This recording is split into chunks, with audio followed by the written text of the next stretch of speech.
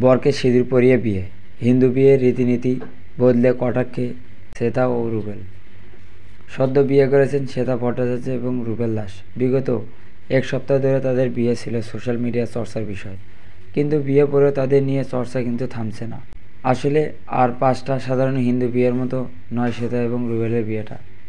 চিরাচরিত রীতিনীতির বাইরে গিয়েও বৈদিক মতে বিয়ে করেছেন তারা। তাতে বলেছেন হিন্দু বিয়ের একাধিক নিয়ম, সেই কারণেই কটাক্ষের সম্মুখীন হতে হচ্ছে তাদের। অবশেষে সব কটাক্ষের জবাব দিলেন অভিনেত্রী।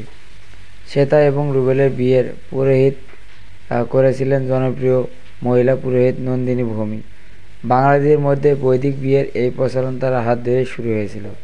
এই বিয়েতে কন্যাদান থাকে না, শুভদৃষ্টির সময় বউ অন্যের হাতে পিড়িতে চলে আসেন না। বিয়ের মন্ত্রের পাশাপাশি গান হয়, আর সেই সঙ্গে সিঁদুর পরানোর সময় স্বামী স্ত্রীকে সিঁদুর পরানোর সঙ্গে সঙ্গেই স্বামীর কপালে স্বামীর সিঁদুর ছুঁয়ে দেন। তাদের বিয়ে এমন ভিন্ন রীতিনীতি দেখে প্রশ্ন তুলেছেন সোশ্যাল মিডিয়ায়। বৈদিকভাবে বিয়ে করা নিয়ে সোশ্যাল মিডিয়ায় যত কটাক্ষ চলেছে তার পরিপ্রেক্ষিতে শ্বেতা বলেছেন, আমি মূলত ইতিবাচক ফিডব্যাক পেয়েছি। আমি দেখিনি, তবে 100% লোক তা খারাপ বলবেই। এটা মানুষের স্বভাব। আমার বিয়ে আমি কোনো মতে করবো সেটা আমার ব্যক্তিগত ব্যাপার।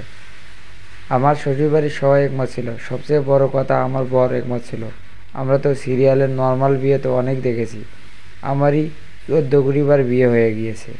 বিয়ের কিছু ছবিতে শ্বেতাকে কাটতে দেখা গিয়েছিল। অভিনেত্রী জানিয়েছেন তিনি নাকি বিয়ে চলাকালীন এর গুরুত্ব বুঝতে পেরে আবেগপ্রবণ হয়ে পড়েছিলেন।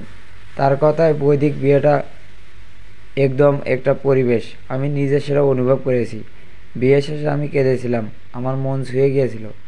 আমি তো সকলকে সাজেস্ট করব, যদি তুমি জীবনে নতুন কিছু অনুভব করতে চাও তাহলে অবশ্যই বৈদিক নিয়মে বিয়েটা করো।